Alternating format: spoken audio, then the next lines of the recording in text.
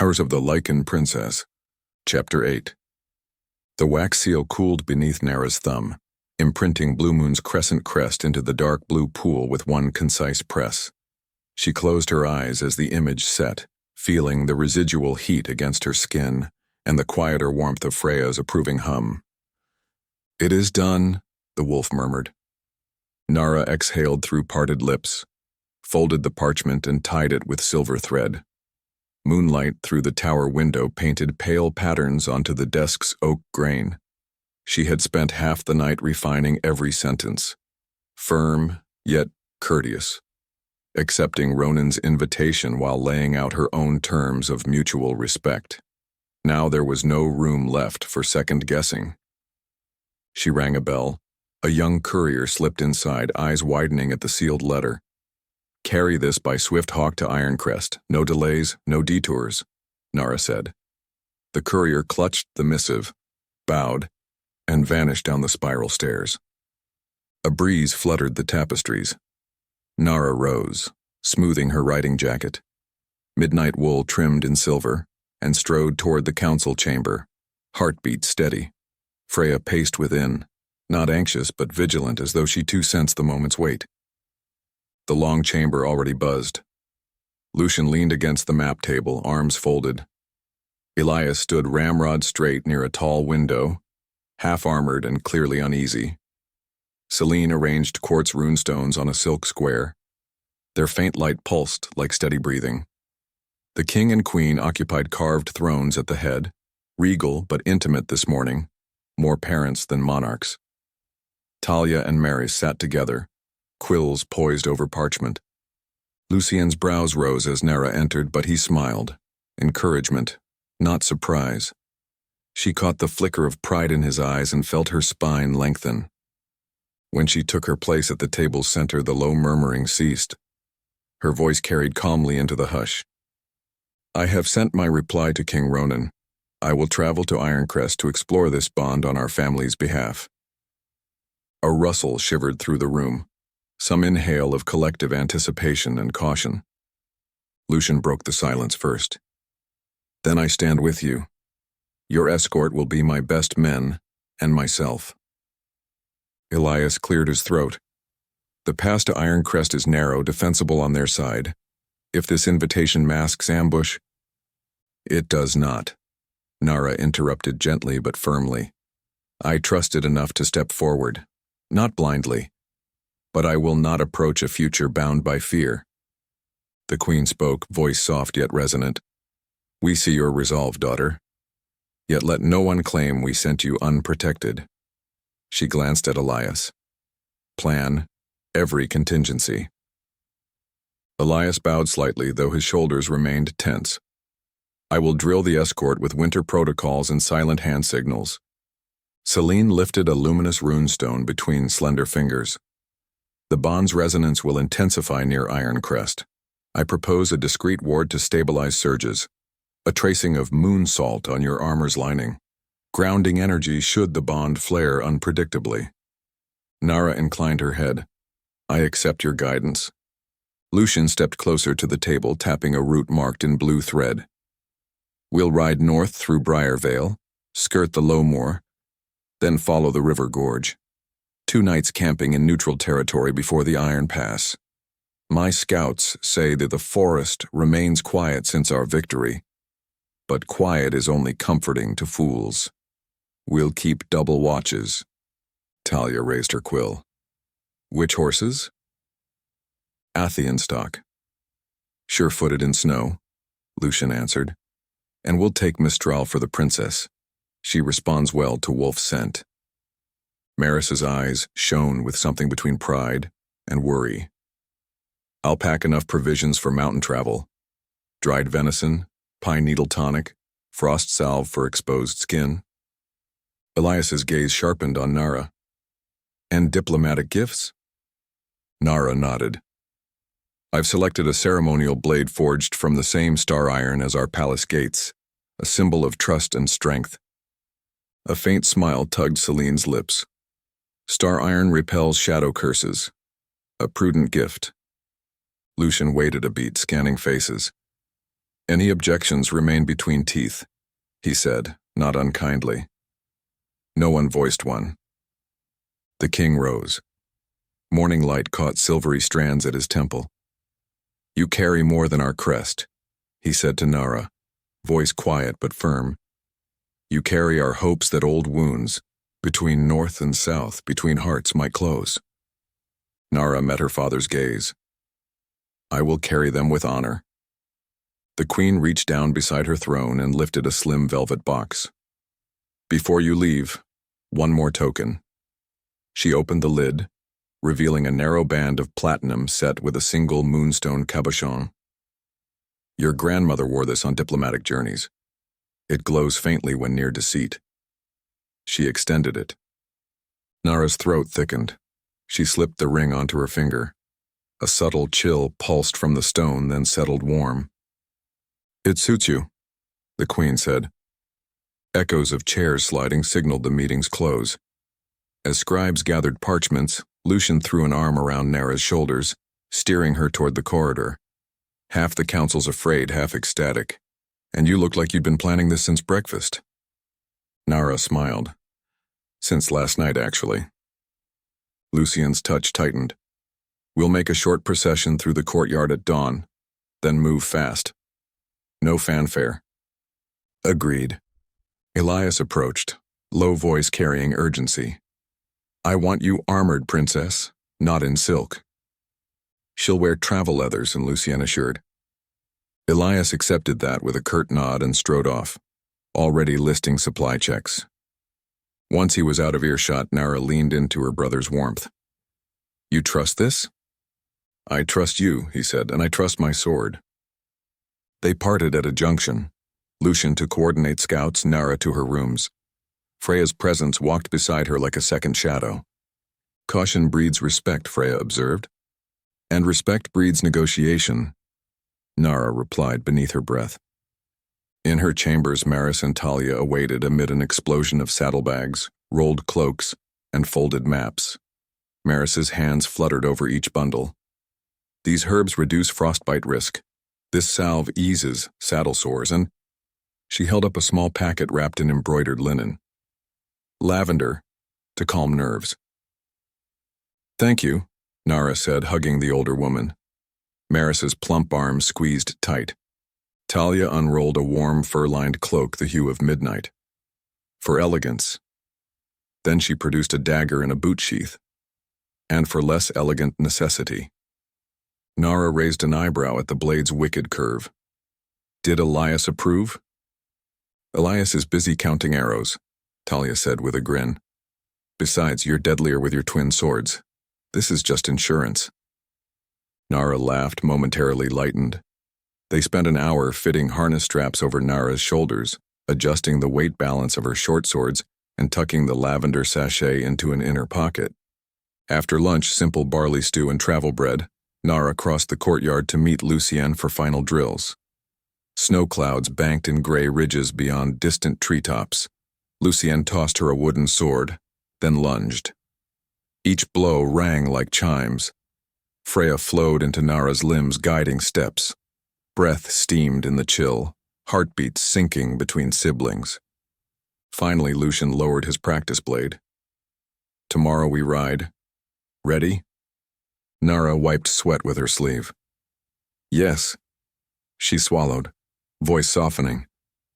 Thank you. He ruffled her braid. We've survived worse.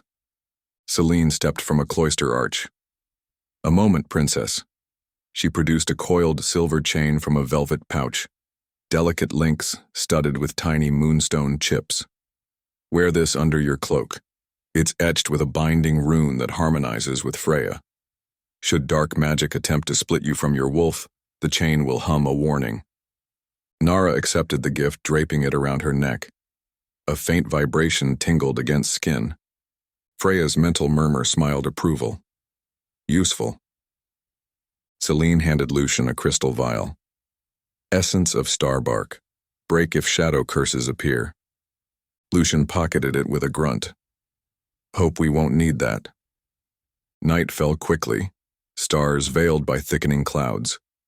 Narah dined privately with her parents in a lamplit alcove. Candle flames fluttered each time wind rattled lattice panes. The king raised a goblet of mulled wine to new alliances forged by choice. They clinked cups. Narah tasted cinnamon and cloves, warmth sliding down to settle nerves. The queen reached out, tracing the platinum ring. "Your grandmother's courage lives in you." Narah blinked sheen from her eyes, her courage and yours. They spoke of simple matters. Winter crops, the palace choir's mid-solstice concert, avoiding the journey until the end, when the queen's voice softened. "My heart would beg you to stay, but my faith urges you forward." "I will return," Narah promised.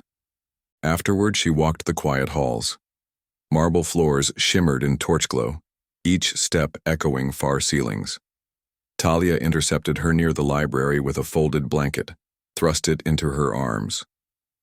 "For the first campfire," she said. "Made from Iron Crest wool, found in the vaults. Consider it cross-cultural bridge building." Narah laughed. "You and your diplomacy by fabric." "Never underestimate the power of good textiles," Talia declared gravely, then hugged her. "Ride safe, write letters." "I will." She spent her final palace night in reflection. Freya lounged in her consciousness like a guardian, occasionally flicking a tail through thought. "We walk into frost, are you ready?" the wolf asked. "With you, yes," Narah said aloud to the dark. Snow began falling just before dawn, fine crystalline flakes that dusted crenellations and softened torchlight. In the courtyard, Mistral stamped, hot breath curling. Lucian's stallion Argent shook its mane. 2 elite guards, Rhett and Ilara, mounted bay chargers, chainmail muffled under winter cloaks. Behind them, Talia donned emerald riding leathers and a shortbow slung over her back. Elias performed final inspection, eyes scanning saddlebags, adjusting Narah's sword belt. "Any sign of pursuit? Fall back to the ridge. Do not engage alone." Narah nodded, placing her gloved hand on his forearm. "Thank you, Captain." Maris pressed a parcel of dried honey cakes into Narah's satchel. "For morale," she said, dabbing at moist eyes. "Come home whole." Celine murmured the last words of a protective incantation, and white runes shimmered over Narah's cloak like falling snowflakes before fading. The king clasped Narah's shoulders. "Send Hawk at first milestone. Your mother and I will wait under the starlit window." The queen's embrace lingered, her voice a whisper against Narah's ear. "Trust your heart, but guard it tenderly." Narah mounted Mistral. Lucian raised a gauntleted fist. "Blue moon advance." Hooves clattered over cobbles. The portcullis lifted, and the group trotted across the drawbridge, banners snapping in the crisp wind. Freya's excitement vibrated underneath Narah's sternum. Gate behind, forest ahead, path unknown yet chosen. The woods swallowed them in shifting amber and evergreen. All morning they followed a well-cut highway north through rolling farmland. Smoky breath of winter cows drifted from paddocks. Farmers doffed caps as the royal party passed. Lucian kept pace at Narah's right. Talia rode left, humming a jaunty tune. By noon, the road narrowed into towering fir groves where snow lay untouched, crunching under hooves.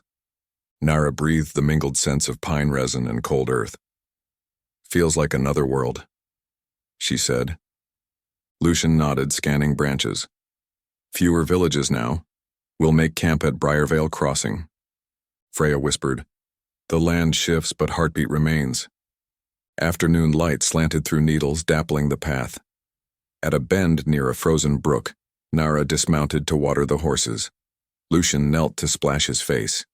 When he stood, his gaze sharpened on something carved into a cedar trunk, a black crescent pierced by thorns. He swore softly. Narah's pulse spiked. Elias slid from his saddle, examining the symbol. "Recent. 2 days, maybe." Talia notched an arrow, scanning tree shadows. "Not exactly a love letter." Freya prowled inside Narah, hackles rising.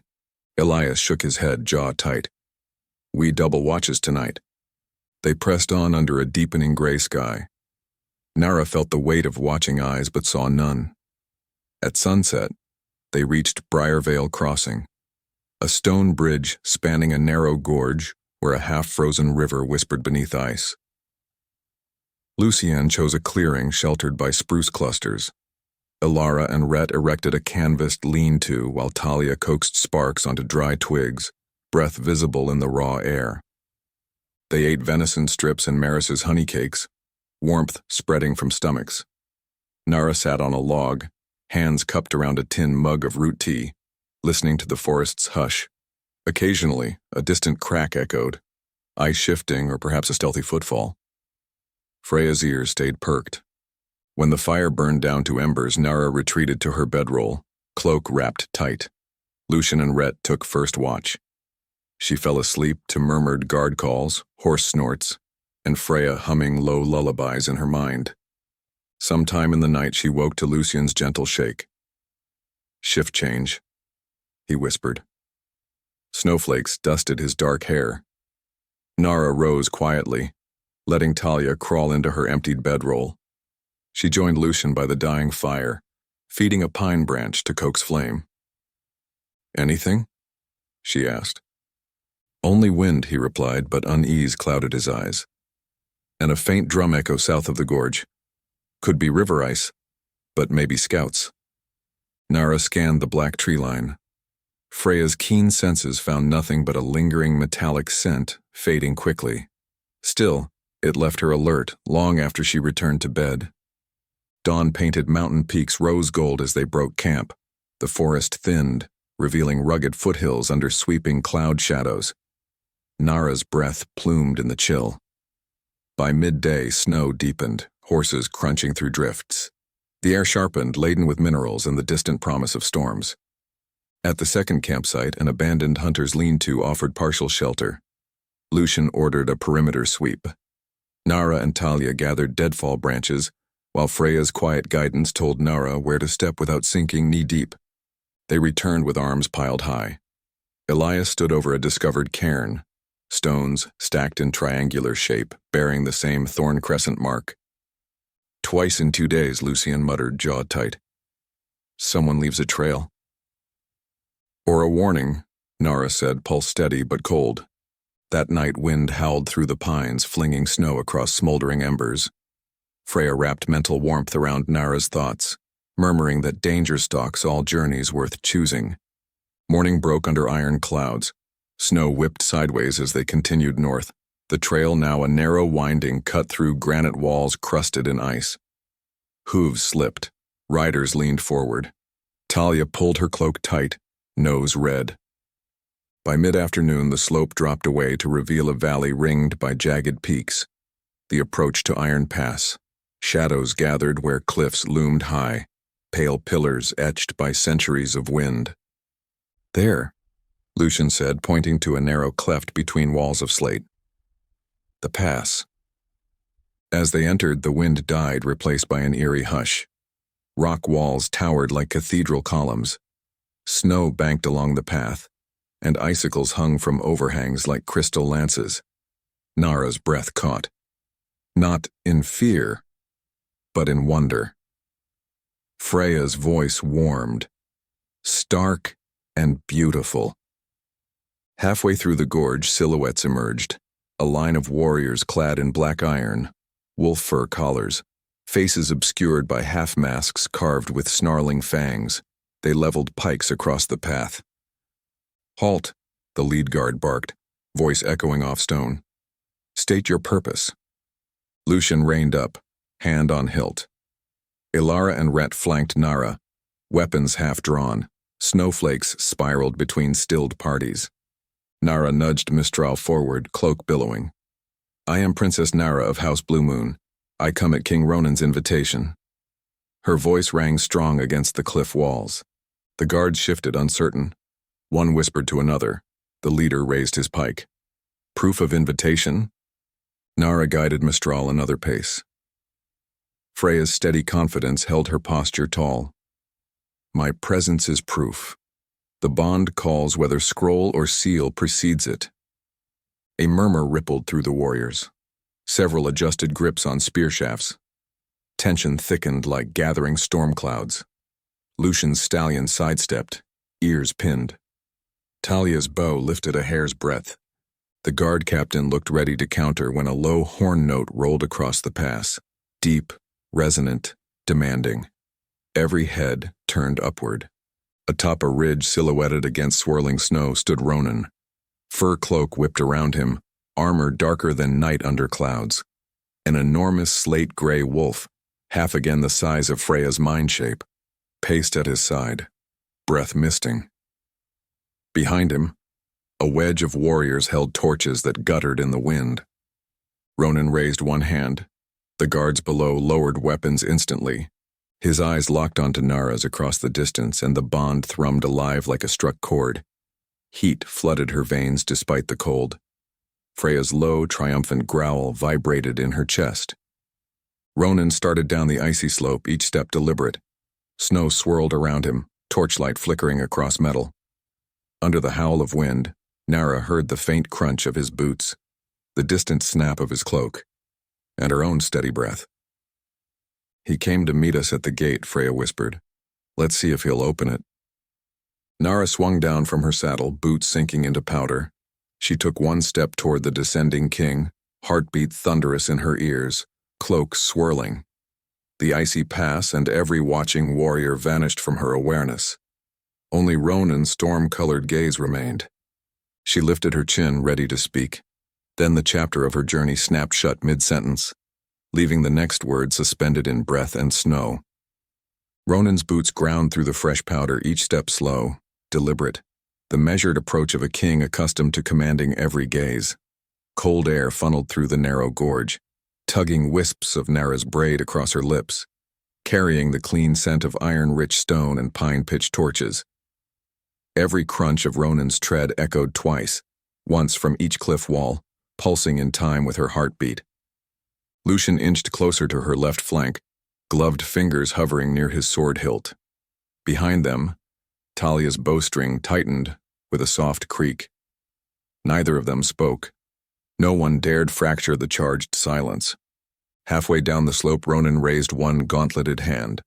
The enormous slate-gray wolf beside him, easily shoulder-high to Narah, halted, hackles smoothing. In the quiet, she could hear the animal's slow breaths frosting the air. Freya leaned forward inside her mind, tail flicking in admiration. He drew closer until no more than 10 paces separated them. The Iron Crest guard captain stepped aside, snow crunching.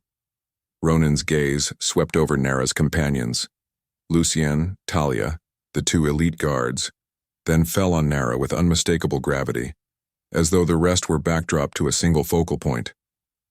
Ronan inclined his head the barest fraction. "Princess?" The greeting cracked the hush. His voice was deep, carrying but stripped of ballroom polish. It was the voice of a commander at morning muster, direct, uncompromising. Narah's breath clouded between them.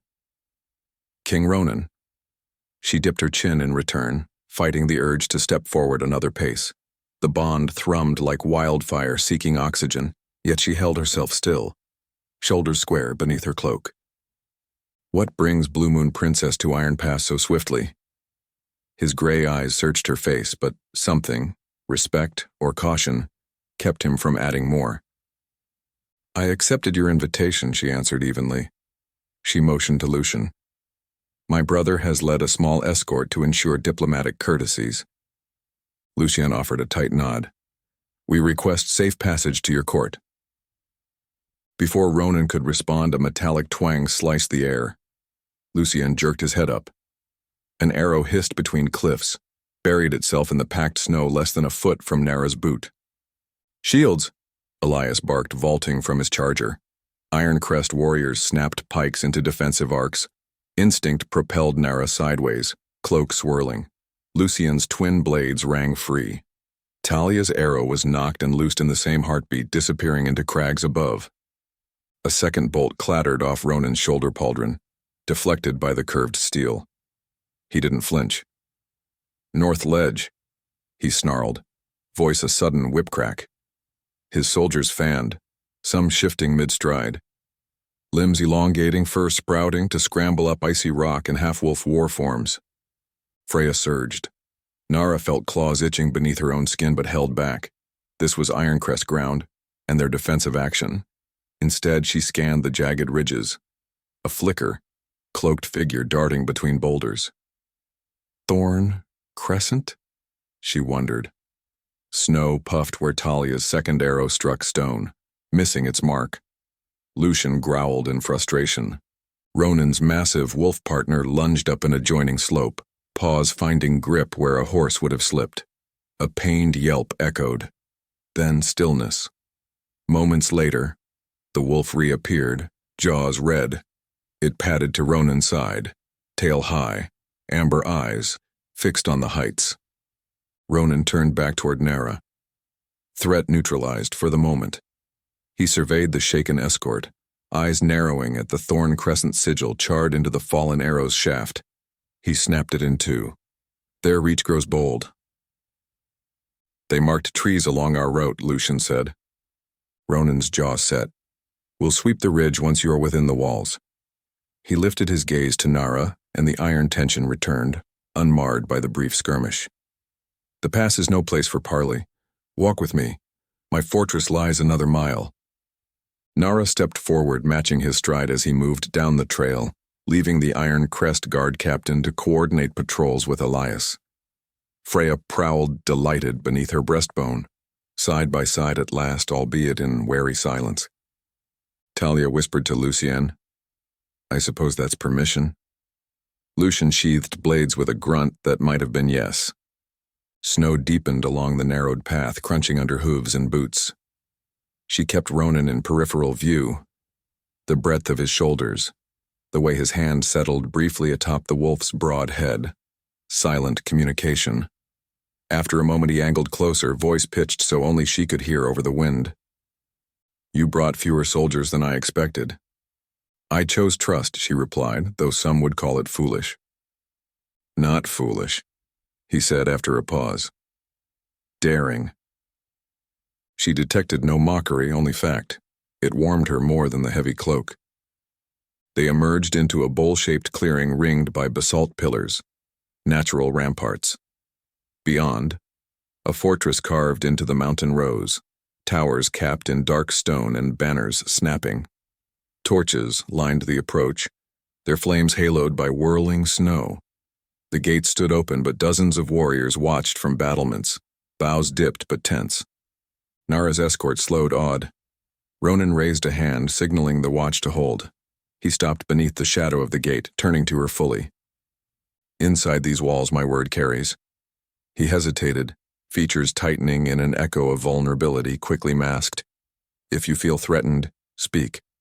I will not have harm come to you here. The sincerity beneath his graveled baritone made her pulse stutter. I will hold you to that, she said softly. He gave the faintest nod. Then, in a gesture purely diplomatic yet charged all the same, he extended his hand to help her dismount. Heat flared along her spine as their fingers met, calloused strength enveloping her gloved palm. For a breath, neither moved. Energy hummed in the contact. Freya's voice exhaled a soft, triumphant note. Ronan stepped back, releasing her hand. He addressed the waiting escort. Horsemasters will stable your mounts. Hot wine and hearths await within the west wing. He signaled a steward who bowed deeply. Lucian's gaze flicked to Narah. She gave a small nod. He turned to the steward. We accept your hospitality. Ronan gestured for Narah to walk beside him across the threshold. Through the gatehouse arch, torch-lit corridors opened into a cavernous courtyard where black iron braziers roared. Snow hissed against red-hot coals. Masoned walls bore carved runes, stark and beautiful. Soldiers and servants paused, saluting as Ronan passed, but their eyes, wide with curiosity, lingered on Narah, the silver wolf princess of whispered rumor. This way, Ronan said, guiding her toward a broad staircase. She felt the fortress's energy, colder, harder, but vibrant. Freya pushed gentle curiosity through the bond. They ascended until a side door led onto a long interior gallery open on one side to the courtyard far below. Wind keened, threading through stone balustrades. Ronan stopped near a brazier whose flames curled around blackened stones. Snowflakes swirled in, hissing as they met fire. Here, away from eyes but still not quite private, he faced her. The hush returned, only wind and distant hammer on anvil punctuating. "You crossed a long road," he said, "and arrows." His gaze flicked to the rip in her cloak where a stray splinter had snagged. "Why?" She met the storm-gray depths without flinching. "Because the bond offers possibility, not certainty. Possibility worth discerning." His jaw eased. "Many would fear my reputation too much to test that. A Luna once told me fear is a leash we choose to hold or drop." Ronan's mouth curved barely. "Your Luna is wise."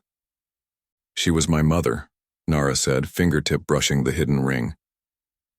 Awkward silence found them, neither ready to reveal more. Footsteps broke the moment. A messenger bowed to Ronan, murmuring urgent news of Thorn Crescent stragglers captured at the lower ravine. Ronan dismissed him with clipped orders, then turned back to Narah, mask of duty settling again. "Your quarters are prepared," he said. "Rest. We'll speak after you've warmed and eaten." Narah inclined her head. "Thank you, King Ronan." He hesitated, another flicker of something softer, then strode away, his great wolf pacing at heel. She watched them blend into torchlight, the bond still singing like a tightened string. Freya brushed her mind. The gate opened. "Now we learn whether the walls beyond are iron or welcoming." Narah drew a steady breath, snow melting on her lashes. She turned toward the corridor where a maid waited to guide her deeper into Iron Crest, pulse thrumming in anticipation of the next revelation. Torchlight reflected in polished basalt tiles as Narah followed the maid through a warren of corridors. The woman, middle-aged with graying hair braided close, introduced herself as Isolde and kept a respectful distance, explaining landmarks in a low, musical accent. The Hall of Echoes, where Iron Crest hosts councils.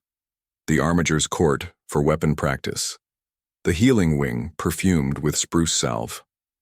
Everywhere, banners of dark blue fringed in silver hung beside carved icons of wolves and snow-capped peaks. The air smelled of pine resin and coal smoke, colder than any palace corridor at Blue Moon, yet invigorating. At a heavy door banded in iron, Isolde bowed and pushed it open. A chamber large enough for a family greeted Narah, central hearth blazing, thick rugs over stone, and windows showing razor peaks, haloed in snow-cloud dusk. Fresh peat and rosemary scented the warmth. Mistral's tack hung drying beside another fireplace in an adjoining anteroom.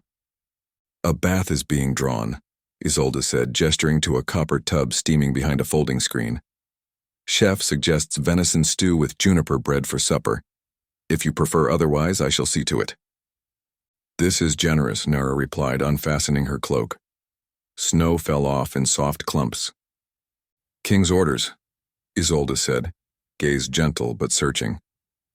He said, "Provide comfort worthy of a queen." Heat rushed to Narah's cheeks. She thanked the maid, who bowed again and left. Alone, Narah shrugged off her travel leathers. Freya stretched inside her mind, groaning in contentment as steaming water lapped its skin.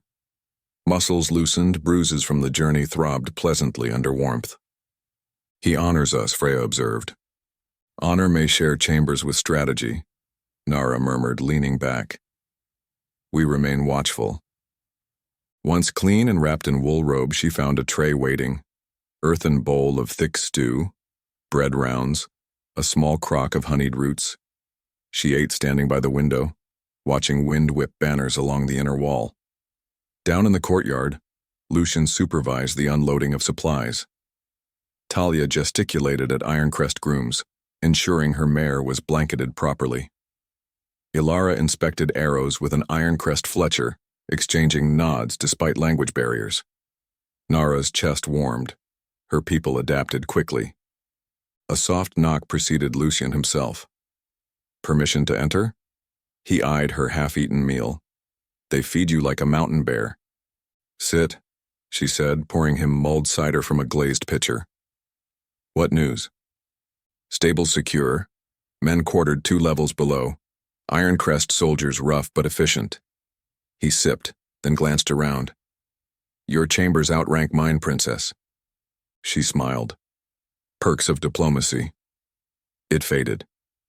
Arrow attack, any leads? 1 assassin corpse recovered. Tattoos match thorn crescent branch we routed. Interrogation impossible. Poison capsule. Lucian's jaw tightened. Ronan's captain apologized, offered to hunt down any survivors tonight. Narah set her cup aside. We're safer inside. Safe is relative. Lucian hesitated. How does the bond feel with walls between you? She considered. Freya hummed like distant thunder. Quieter but present, as though he stands at the far end of a long hall. Lucian studied her face, then nodded. Rest. Tomorrow we inspect the keep together. He left after a hug that left her robe smelling faintly of hearth smoke and steel oil. Later, Isolde returned with a parchment. From His Majesty, she said, voice carefully neutral. Narah thanked her and waited until the door closed before unrolling the message, written in firm strokes. Travel has wearied you. Tomorrow at second bell after sunrise, join me for a tour of Iron Crest's heart. We will walk the sky bridge. Let the wind speak where walls cannot. The simplicity of the invitation struck her more than lavish courtesies could have. Freya's tail thumped contentedly. She placed the note on her bedside table beside the moonstone ring and rune pebble, then went to the window once more. The moon edged through clouds, casting silver across ramparts and the sleeping forms of distant peaks. Somewhere out there, Ronan walked rounds or studied maps, carrying the same restless tug in his chest. A sudden memory drifted in. Cole's earnest face the last night at the old pack, his promise to write if sparks of rebellion flared. She hoped word of her safe arrival traveled south soon, buoying spirits of wolves still living under Caspian shadow. She whispered into the glass, "Hold fast," and let condensation freeze lips of breath against the pain. Sleep called. She banked the hearth, extinguished sconces, and slid beneath heavy furs. Freya curled in her mind, warm and alert. Dreams teased. Pine forests, a stone hall humming with runes, the rumble of Ronan's voice, speaking words she could not catch. She woke before dawn to distant horns. Dressing quickly in charcoal tunic and fur-lined leggings, she slipped into boots and fastened Selena's ward chain beneath her collar. At first bell, she met Lucian in the great hall. Towering windows tinted early sky violet. Iron Crest servants bustled, bowing stiffly. Second bell tolled from a deep bronze gong. Isolde appeared, gesturing toward a stair spiraling upward through thick walls. At the top, a door opened onto a narrow covered bridge spanning 2 rocky outcrops. Sky Bridge. Narah realized its inner side open to the vertigo of deep ravine below.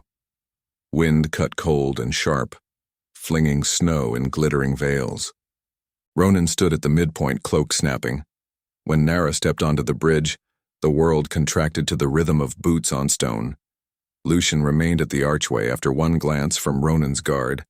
This meeting was for the 2 central figures alone. Narah halted within arm's reach, breath-forming clouds that drifted between them.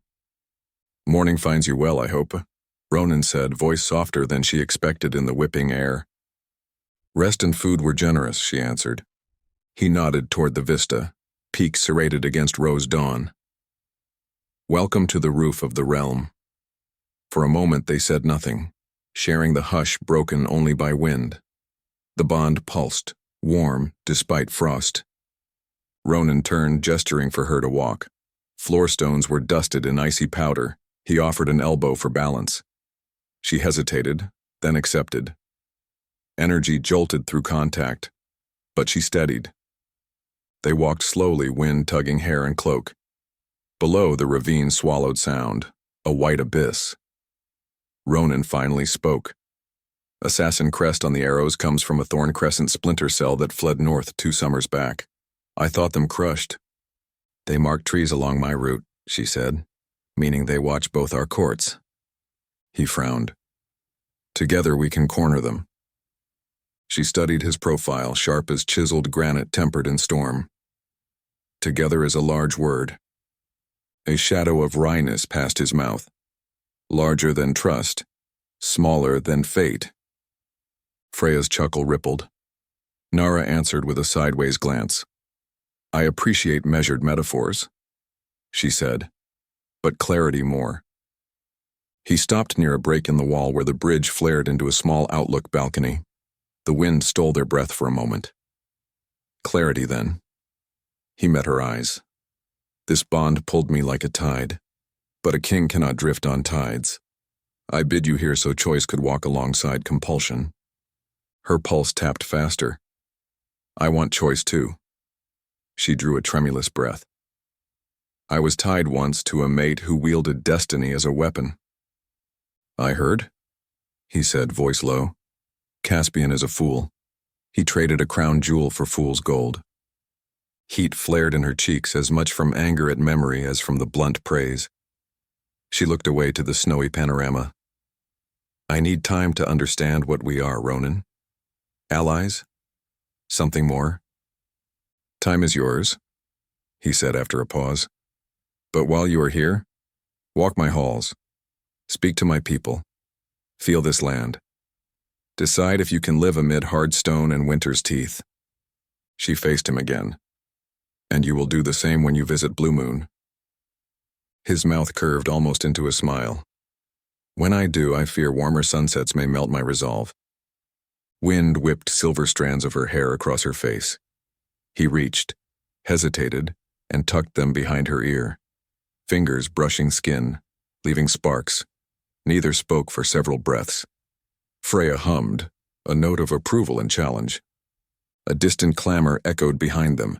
Iron striking iron, shouted orders. Ronan's eyes narrowed. Training grounds, he said, though tension bracketed his brow, as if he expected more arrows. Narah released his arm, turning to the sound. Let's see Iron Crest strength. He led her down a side stair that emptied onto a wide yard where warriors practiced with spears capped in dull iron, their exhalations clouding the air. The slate-gray wolf lounged near a pyre, eyes tracking them. Ronan introduced him. This is Bjorn. The wolf's tail thumped once. Freya's mental ears perked in greeting. Narah watched as an Iron Crest trainer sparred with Alara, demonstrating a low sweep technique. She noted differences from Blue Moon formations, more direct, less flourish. Ronan observed her study. You analyze like a commander. My brother drilled me in tactics. Then you will appreciate our defensive walls. He gestured to the inner rampart. Join me tonight for supper in the war hall. Maps and strategies may interest you more than court dining. Narah nodded slowly. I would like that. A horn sounded from the outer gatehouse, one long call indicating incoming travelers. Ronan's brow furrowed. Not expected. He called to his captain, who jogged over, murmuring that a delegation from House Bastion sought audience. Ronan sighed. Politics never sleeps. He turned to Narah. Rest this afternoon. I may be delayed. Isolde will see to any need. She inclined her head. Duty first? He started away, then paused, glancing back. Thank you for trusting my gate. She held his gaze. Thank you for opening it. He strode off, Bjorn padding behind. Narah exhaled, feeling the bond loosen yet remain, like a warm cord coiling between hearts. Lucian emerged from a side arch, having shadowed from a respectful distance. He let you up the sky bridge, Lucian said, impressed. Even ambassadors rarely walk there. Wind clears thoughts, she replied. Yours or his? Both, perhaps. She smiled. Come. I want to witness Iron Crest archery drills. They spent the afternoon mingling with soldiers, exchanging techniques. Talia triumphed in a friendly shooting contest, to the delight of Iron Crest archers. Ilara learned a new shield feint. Narah sparred with the spearmaster, earning bruises and new respect among warriors who had feared she was decorative. When dusk painted the mountains lavender, Isolde escorted Narah back to her chamber. A fire crackled merrily, and a tray awaited. Roasted root medley, hearty bread, mountain berry preserves. She bathed aching muscles in cedar-scented water, changed into a warm gown of charcoal wool, and sat near the hearth, reading a scroll of Iron Crest history that a scribe had loaned her upon request. Freya's presence soaked into the quiet. He shows us his fortress. Walls hide stories. We must listen. Narah traced lines on the scroll, tales of ancient winter sieges, of a Luna who led 10,000 wolves across frozen lakes. Strength is earned on harsh ground, she mused. When the 9th bell tolled, footsteps approached. Lucian entered, cheeks flushed from cold. Council dinner ended. Ronan still entangled. His steward apologized and sent this. He handed a slip of parchment. My apologies. Duties detained me. Dawn ride? I will show you the valley where spring still breathes beneath snow. Narah smiled, feeling warmth unfold in her chest. Freya's sing-song thought caressed her. He seeks your light in winter. She penned a brief reply. Dawn ride accepted. I will meet you in the eastern stables. After Lucian retired, she stood at the window, moonlight washing her palms. Beyond ramparts, torches studded walls like sparks in a hearth. Somewhere in those halls, Ronan weighed politics, assassins, and new uncertainties brought by a silver wolf. Narah pressed fingertips to the glass. We'll walk slowly, she whispered into the icy night. Choice guiding fate. Freya's gentle agreement answered, and the bond glowed quiet yet firm. Across the fortress, Ronan sealed a map case, eyes lingering on a small token, a star iron blade gifted by a princess who came through snow and danger, daring to see what possibility truly meant. He felt the tug of the bond, smiled a private smile, and whispered to Bjorn. Dawn. In the hush before daybreak, two hearts steadied themselves on opposite sides of stone walls, ready to explore the path they had each chosen, one step, one gate, one breath at a time. The storm of destiny waited, but so did their courage.